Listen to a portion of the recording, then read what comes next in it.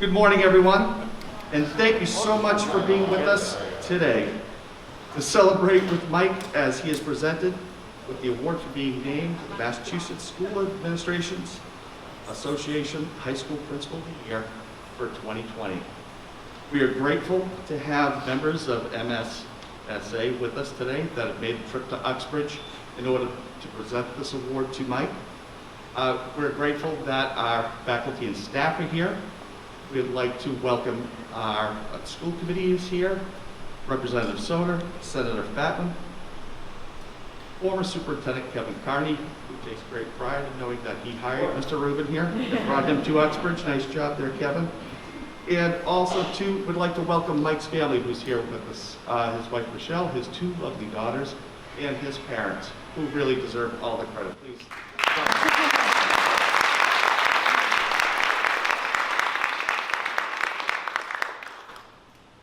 Over the past few decades, there has been much written about the changing role of the school principal, with greater emphasis on instructional leadership, in addition to the building management functions, from school safety, to scheduling, to facilities. But as we know, principals' jobs are even more complex and require them to wear, as Mike would say, many hats. During the day at Uxbridge High School, Mike may have to put on his human resources hat, or his lawyer hat, or his community resources director hat, or his financial planner hat, and there's several more hats, and you get the point there. Therefore, it is not surprising that according to research, principals are the second greatest in-school factor for student achievement, next to teachers, since their leadership can bolster the development of teaching practices and can have that multiplier effect of seen and unseen important and positive school-based impacts. In fact, teachers who have the greatest in-school impact on student achievement name the principal as the biggest reason why they stay or leave their positions. Now, as educators, we never fully realize the impact that we have on others. We just hope that we have planted the right seeds, created the conditions in which those seeds can grow, and with continued support, they will eventually be able to bear fruit on their own. That being said, an effective principal working through teachers can positively impact the sustainable growth of thousands of students for decades to come. Now, by this definition, obviously, Mike is an effective principal, as his influence on the students and staff learning here in his 6 years at Uxbridge High has been well documented. However, Mike is one of the rare few principals that through his efforts, determination, and vision, he influences a wider learning community than just his school. During this unprecedented time of educational change, made even more critical during this time of the coronavirus, Mike's influence can be seen and felt across our district, throughout the Blackstone Valley, in our State House, and across the country. It's not by accident that over 60 schools have come to visit Uxbridge High to see how things should be done. Now, like many of you, I have a lot of communication with Mike. It could be Sunday mornings, it could be 12:30 at night, it could be at any different time. Because his mind never stops. It's always an idea or a poignant question or a large sum of money that he's bringing to the district. But here's a text I received from Mike just last Friday. This is a direct quote, so excuse me, girls. Right, sure, Dad. The text says, "Holy crap, our presentation from the other day just got referenced in a meeting in Missouri." Holy crap, Mike, that's not a surprise anymore. Your influence and your impact on all of us in this room is greater than you will ever know. And it will continue for years and decades to come. As we as educators, as we as parents, as community leaders, as we influence those around us, know that your influence will have impact on them. Mike, my sincere congratulations on this award. It's well deserved. Please know that we are all proud of you and are grateful that you are on our team. I was going to close with an obscure quote from Act 3 of Othello that only you would get. But then I came across a quote that I thought would be more fitting. And the quote is actually yours. We commit to everyone, all students, all families, all staff, and we focus every day on empowering that spirit of community and collegiality. And I think that captures you best. Congratulations.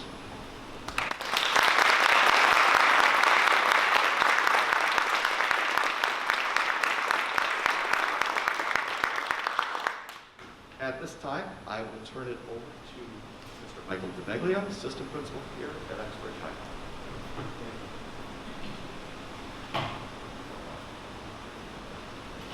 Thank you, Dr. Tiano. Good morning, distinguished guests, school committee members, faculty members, members of the Massachusetts School Administrators Association, and most importantly, Mike Rubin's family, his wife, Michelle, his daughters, Sloan and Lila, and his parents. Mike, I would like to start by saying that your family, the staff here at UHS, are all very proud of you for being named the MSAA Principal of the Year. Mike's background in education started many years ago with somebody I know he looks up to as a mentor, more than anyone, his dad. I know this because I have had the pleasure of hearing many stories of Mike's dad as a math teacher, now retired. The experiences that Mike's dad shared have played a large part in informing his decisions as a principal. But family plays an important role in an administrator's life. Late nights, endless work that just has to get done. And this year, as everyone knows, it's been especially challenging. And on those challenging days, there are three things that put a smile on Mike's face: Michelle and the girls. They're always a topic of conversation after a weekend. Mike spends many hours talking about them, and I appreciate that. This is the 6th year that Mike and I have worked together. I remember when we first met each other, one of the first things that he said to me was, "What do you expect from me as a principal?" I told him I value someone who works as a team, who makes decisions based on what's best for kids. From that point, Mike put his head down and started to work. We started with the program of studies. As we say, we blew it up. And that was just the start. Completely changing the entire schedule was another. Building advanced programs, enhancing the Project Lead the Way courses, and making a solid commitment to building an enduring connection to local businesses, bolstering our Innovation Pathways programs. Additionally, the teachers in our building needed the time to plan as professional teams. As a result, the new schedule allowed common planning time to be built into our schedule. Not only has it been very successful, but it has also fostered a more positive culture throughout the building. A culture that encourages trying new and exciting things whenever they see fit. Developing the infrastructure to deliver his vision was only the beginning. As everyone knows, Mike is an incredibly gifted writer.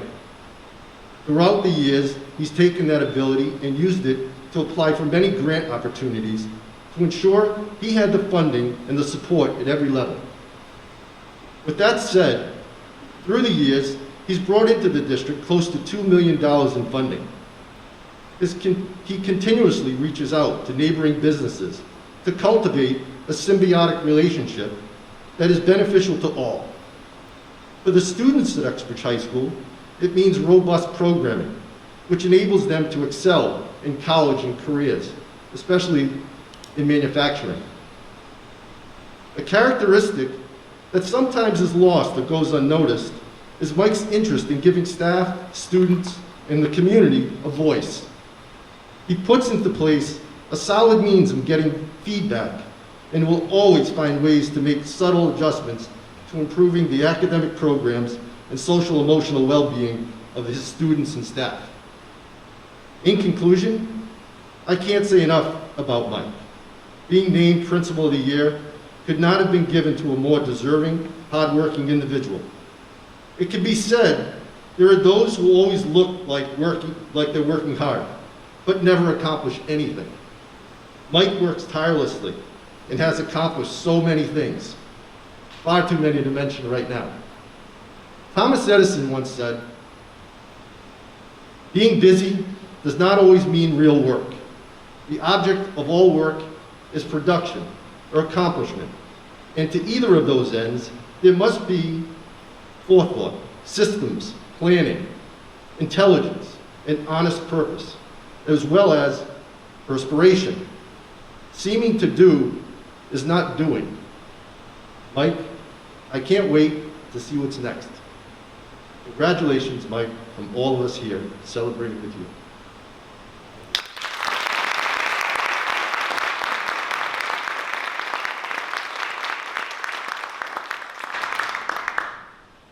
Present you with something right now. Kathleen, President of the MSAA. Good morning, everyone. My name is Kathleen Duff. I am the Director of the Career and Technical Education for the Newton Public School System, and I am honored to be this year's MSAA President. One of the most exciting parts about this job is that you get to go to celebrations like these. And I mean, these celebrations are great anytime, any day, but especially right now. So it's just so incredibly touching to me. I'm honored. One of the things I wanted to share with you is you'll see our slogan, Leadership Matters. And because leadership matters, we've asked people, the administrators and the members this year, find your voice and share your story. And I want you to know, Mike is sharing your amazing story. And you, Uxbridge High School, Uxbridge, the district, you're a reason why we have that saying, we're better together. This is outstanding and amazing. And I know you make Mike the person that he is, but we're grateful to have you, and we wanted to say congratulations. So come on up with a presentation for you.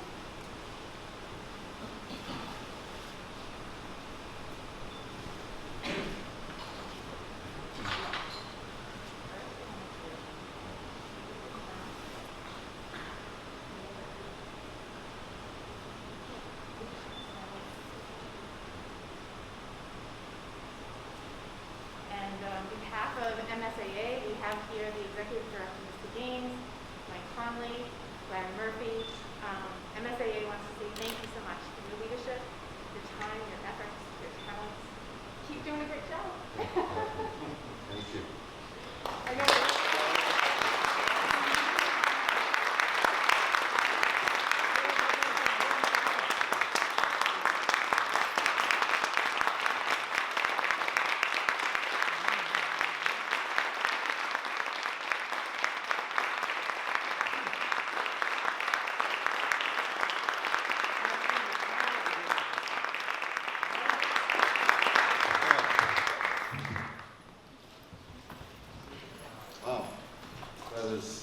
Sorry I had to hug Kathleen.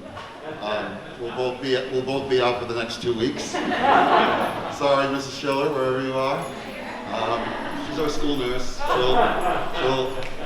Rapid testing doesn't count, so. Wow, so this is so incredibly humbling. So I'm going to try and do this without completely going to pieces. My staff knows that I'm a crier. My kids know I'm a crier. And my wife definitely knows that I'm a crier. My parents will protect me and say, no, he's not a crier, but of the three of us, I have two brothers, I was always the crier. But one of my younger brothers is in spirit behind me saying, suck it up and get through it already. And you know which one. This is really humbling for a lot of reasons. The good news is there's a lot of people here I get to thank. The bad news is this isn't the Oscars, so there's no music to play me off the stage, so sorry. If there's a silver lining to this pandemic, it's that I'm able to share this here. Typically, as the people from the association know, this is given at our annual Summer Institute, which is held on the Cape. And it's great to be surrounded by your colleagues in the business, but we don't always have the opportunity to thank and celebrate this with the people who are closest to us. And so if there's one suggestion when Dr. Connolly reached out and said we're going to do this as the drive-by at the school. I was actually, man, I really wish we could do this with some of my colleagues. And then I realized I am doing this with my colleagues. So first to Mike, thank you for those kind words. I'm glad that some of my writing ability has rubbed off on you. Symbiotic relationship, that was good. That was good. He was a science teacher though, so that was pretty good. I was impressed. I was going to quote Gatsby, but sorry to spoil the ending, he dies. I use the word consigliere to talk to Mike, and he's one of the few people that gets that. But his friendship and his collegiality is the reason why I get to do the job that I get to do. There's this new term in education called synchronous. I hate it, but Mike and I became synchronous and made that in vogue a long time before the rest of the state started using it. So Mike, I'm sorry I made you have to speak in public.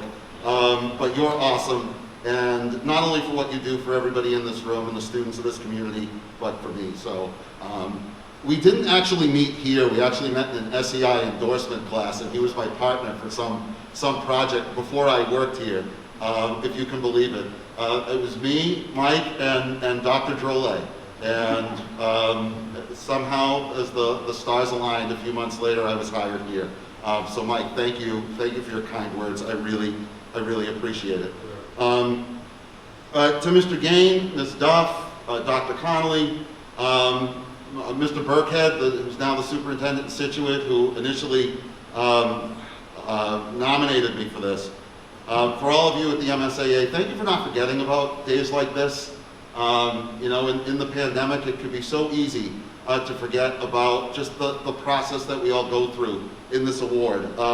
You've made our organization just such an inspiring and thriving network of professionals.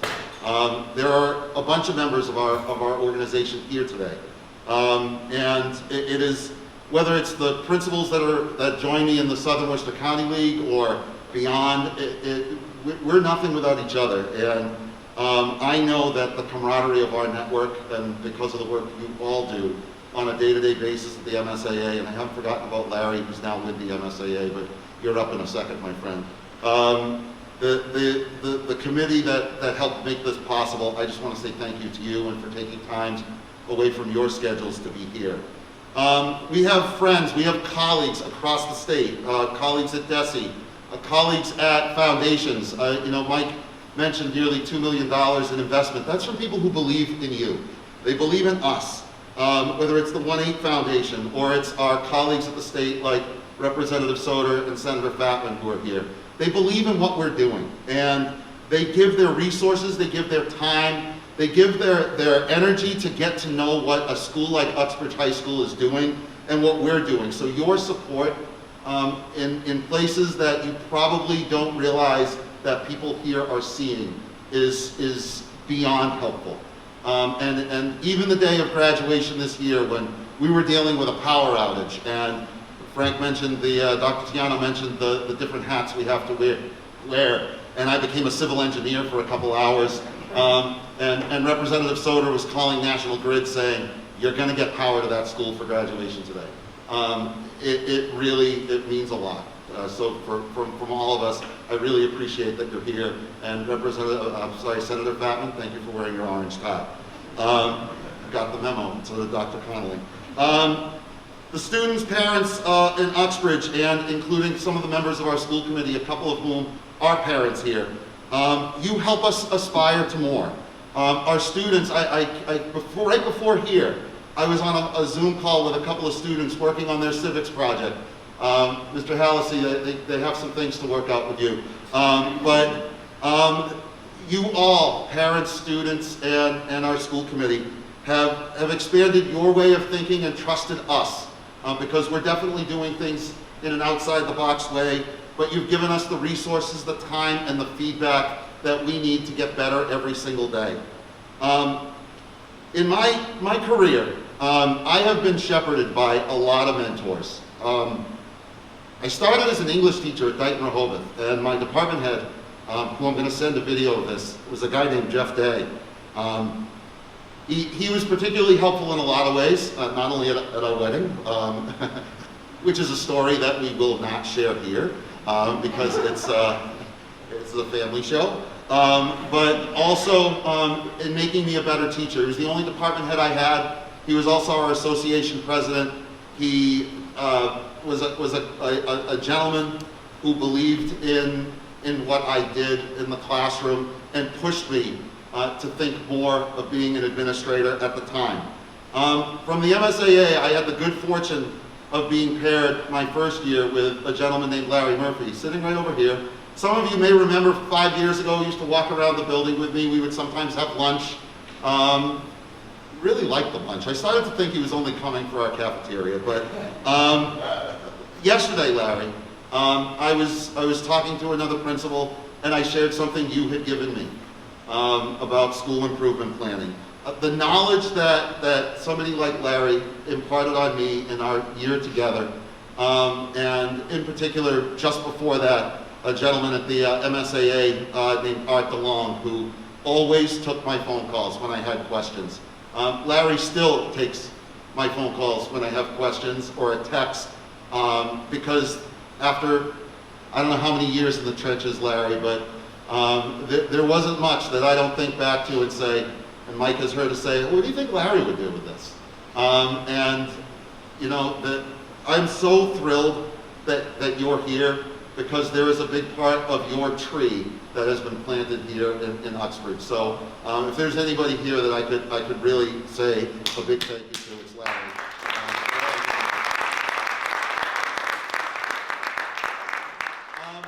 Dr. Tiano mentioned this, but my first superintendent as a principal was Kevin Carney. I remember the process of interviewing with Mr. Carney. It involved me meeting with some students here. We sat at a picnic table behind the building for a while. We ended up at, I think, the restaurant down the street, where we were talking about, you know, different ways of changing a program of studies. And I remember being asked a question that involved the words "push my thinking," and after I got hired, he said, "I really want you to keep pushing my thinking." I don't know if you ever regretted that, because I pushed his thinking. I probably pushed his buttons, and I definitely tested his patience. But when you're a new principal, you need a superintendent who is going to accept those texts and calls, and you know, those moments of panic where you think you've done something wrong, and you know, every now and then it would be, "You've got this. You're on your own, and you can do it." Kevin, you put a lot of faith in me, and you put a lot of faith in me in a situation where I was coming in brand spanking new. I'd been an assistant principal, but I'd never sat in the big chair, and your faith and friendship really, you know, those first 3 years that I was fortunate enough to have you as a boss, they've gone a long way. And now that we're both still in the business of trying to make things work for kids, you really helped me understand that there were some things that were always going on behind the scenes that I didn't need to worry about. And not that I ever aspired to the job you did as a superintendent, and I'll come to Frank in a second. Your effort to give us the latitude that we needed in those first important years, and that support, I can't thank you enough. I really can't. And I know there are a lot of people in this room who wouldn't be here if you hadn't given us that opportunity. So Kevin, you're just amazing to have you back here. I am so grateful that you were able to find the time, and thank you. It's times like these that are really important to have you.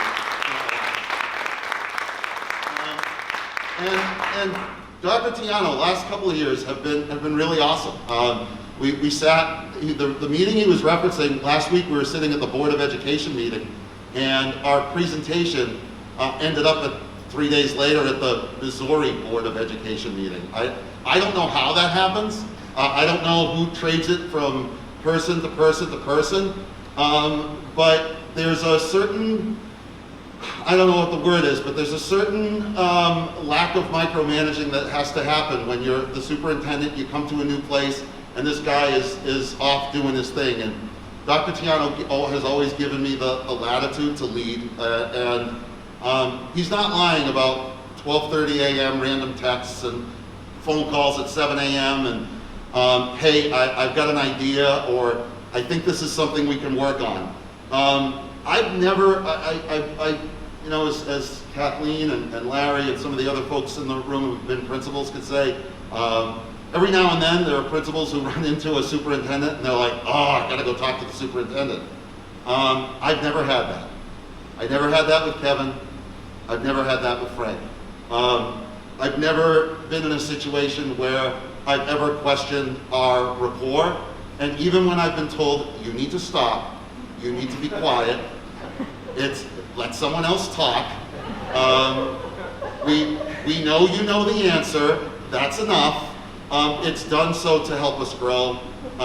You know, Frank, these last couple of years, and having the opportunity to share our story with you, whether it's at the board or it's at the State House or it's right here, making the connections with our own team. And our team that Frank is the leader of, most of them are here. Patrick, Wendy, Jen, Leanne, Brian, I think Scott's up in the rafters somewhere. Scott, everything's working great. Thank you. I was afraid you weren't going to be here because I saw you running around the building. I was like, man, I hope everything's all okay. We have an awesome team. And when I mention kind of crazed messages to superintendents, they usually come after crazed messages to each other. And Jen and Leanne are laughing because that was just today. And you know, the work that we do is not easy. And the work we do is not easy to do in isolation. And the fact that we don't have to do that in isolation is because of the work of two great superintendents putting together an awesome team that I look forward to working with every single day.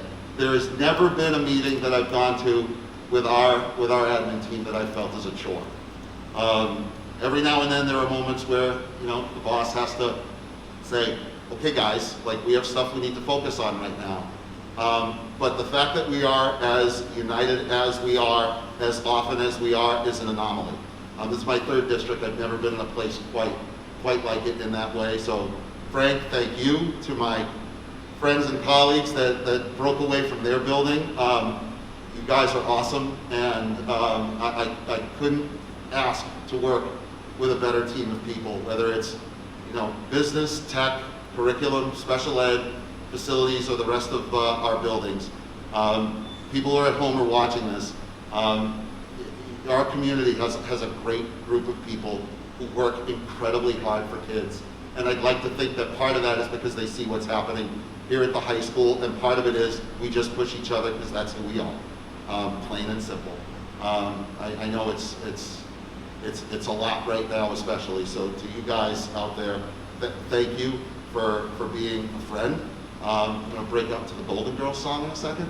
And thank you for being, yeah, see, Dave Halliday, there you saw me dance. That's about the extent of the dancing that you'll get out of me. But you guys, because of what we can do in the tough times, it makes the good times so much better. So thank you. Thank you for being an awesome team.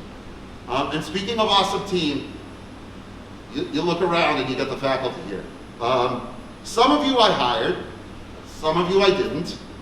Some of you I didn't really have a say in. You know, you close the building and the next thing you know, I had like 14 more people here. And all of you in some way have put your faith in me.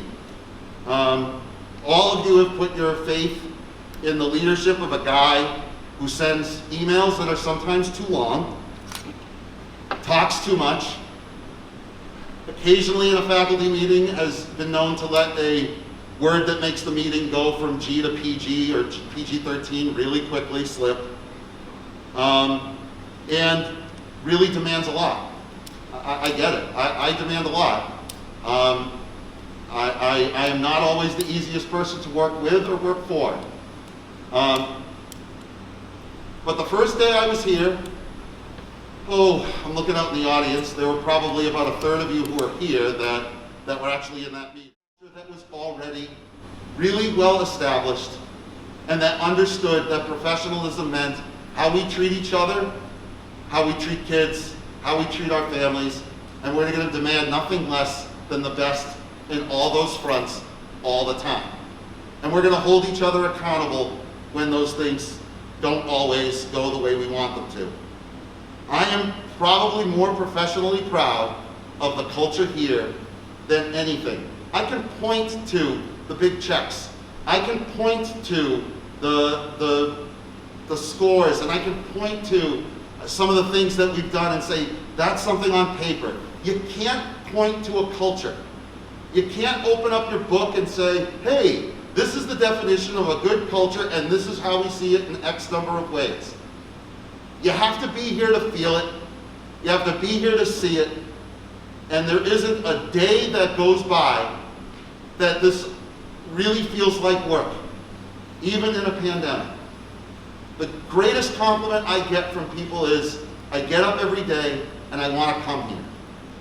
Even in a pandemic, that's a little bit tougher. But you're here. And you've always been here, and you've always been here, and you've always been here for kids. That makes my job really easy. It makes Mike DeMeglio's job really easy. So when I look at this, and I see 2020 and I see Uxbridge High School, I'm glad it's 3 dimensions and there are probably lots of little individual prisms in there. Right, math department? See, I remember. My dad was a math teacher. Your names are in all of them. This isn't a me award, it'll never be a me award. This is an us award. So I'm not blind, I get it. I accept this on behalf of all of you, because what you do makes me able to do what I do.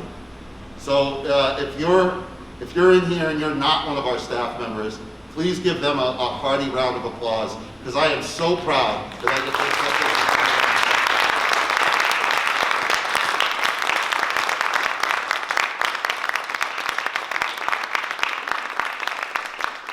So when we talk about teachers, I often say, like, thanks to the parents. They're our kids' first teachers. So both of my parents came. They came here today. I'm very lucky to have 2 awesome parents. My father, as Mike DeMeglio mentioned, is a retired math teacher. He did 39 years in a city called Malden. It's very different than Uxbridge. Very different than Uxbridge. But my parents, my mom was a paraprofessional. She worked in schools for 25 odd years, mostly elementary. So she gets the little kids that I don't get. Miss Belleville's laughing because she knows I don't get them quite as well. I had great educators growing up. I had great educators at the Forestdale Elementary School. I had great educators at Malden High School. I know Dr. Connolly's a Malden Catholic guy, so I won't say Malden High School again. I had great educators at Brown, I had great educators at Bridgewater, I had great educators at Harvard, but I never had educators better than my parents. Never. I don't think a week goes by where my dad still doesn't give me some counsel, and I think it comes from 39 years in the trenches, and 30 of them as a building rep, and 28 of them as a lead teacher or a team leader, of saying, always remember you were a teacher first. We were all of our administration, we were all teachers first. And he's a Hall of Fame coach. I had the, I guess you'd say, privilege of playing for him. Some people would say it was a pain to play for him. There were days where it was a pain to play for him. Mom's nodding because she knows. But my dad gave me the gift of being able to teach and to meet kids where they were and to help them, because some of the kids that he had over the years, I've heard the stories and Mike's heard a couple of the stories. My mom gave me the gift of compassion and toughness, which you don't usually hear put together. She's also multilingual, which has really helped over the years, because you learn to speak people's language, even if it's not Hebrew or German or Yiddish or English. Sometimes we just need to be able to listen.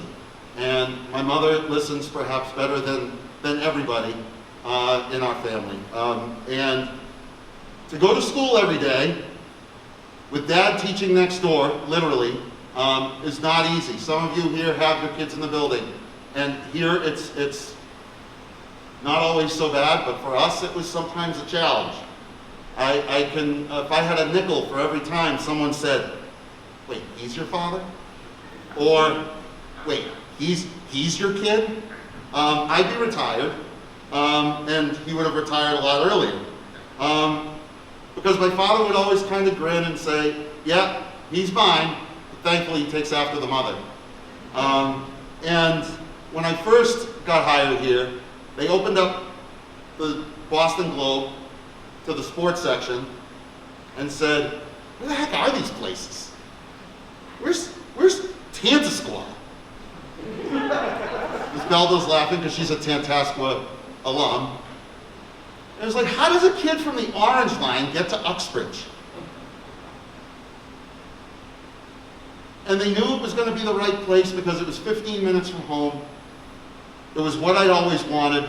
And I said, you know, I'm not sure if I want to move to be a principal. I'm really happy as an assistant principal. And they said, you know, the one thing you've always been good at is school. Couldn't always catch a fly ball. Dad could tell you that. I couldn't always do laundry or keep my room neat. And there were many a time where I would screw something up at the house or randomly be calling for a lifeline in my own crazed panic that still happens from time to time. But my parents always had my back, even when it meant the tough conversations, and even when it meant holding me accountable. And I know that's something that all of us hope we see in our own kids, and that we see in parents that we work with every day. So I had Hall of Fame parents. I'm glad they found their way up 495 to get here. Thanks, guys.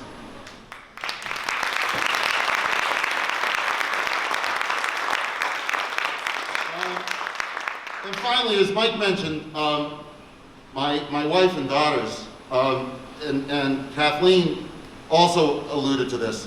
This job is pretty lonely at times. The principalship can be really lonely.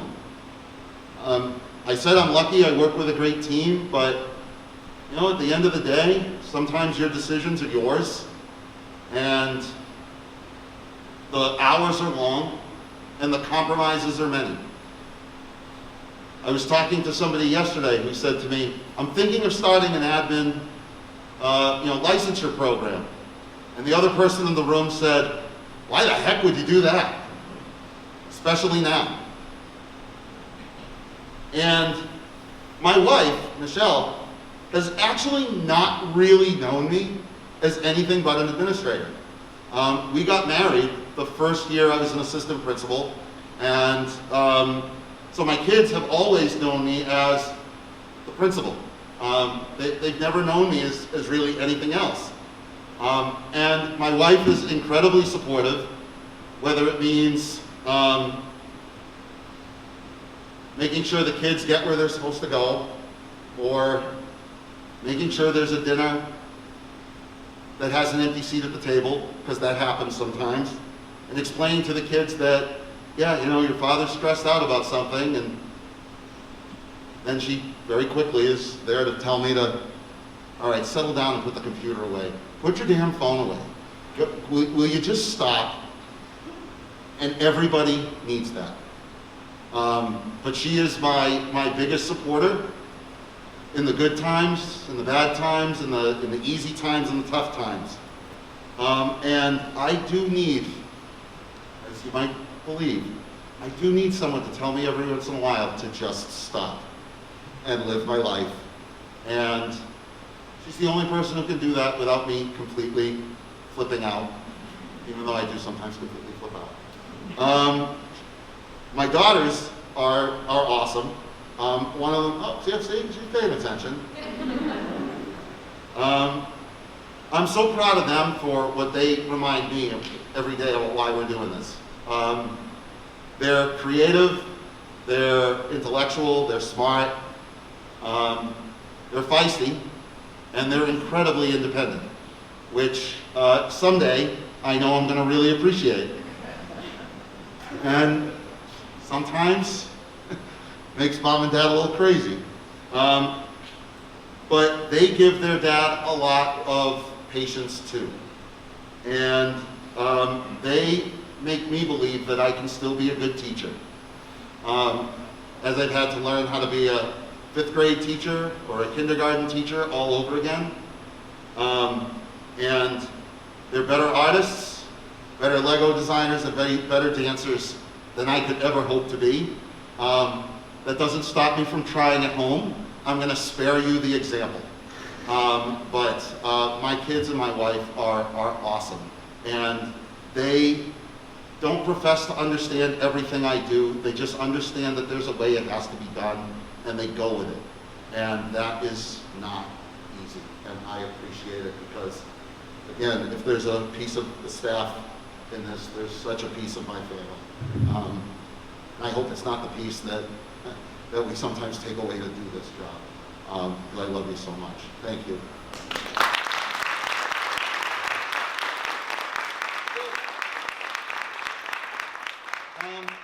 Last thing, and then I'll get off the stage.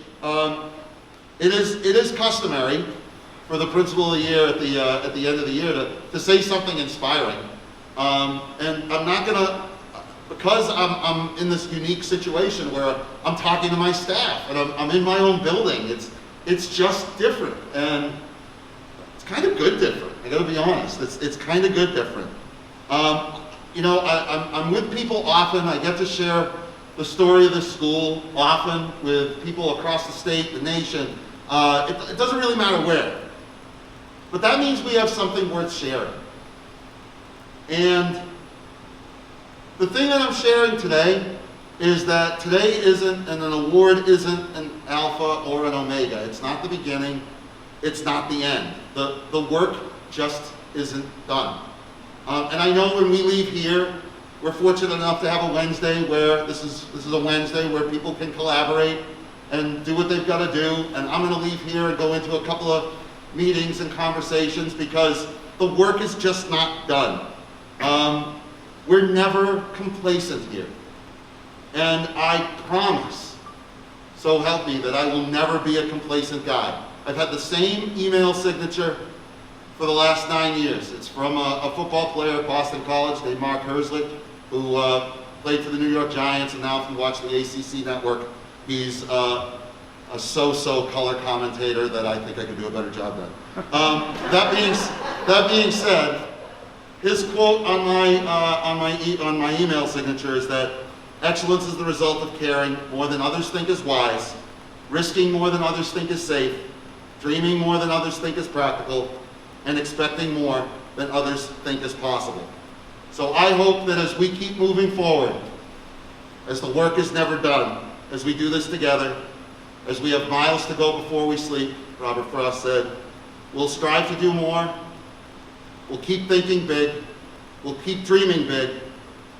Most importantly, we'll keep caring about each other, making this a place that everybody wants to be every day for their kids, for their colleagues, and for the work.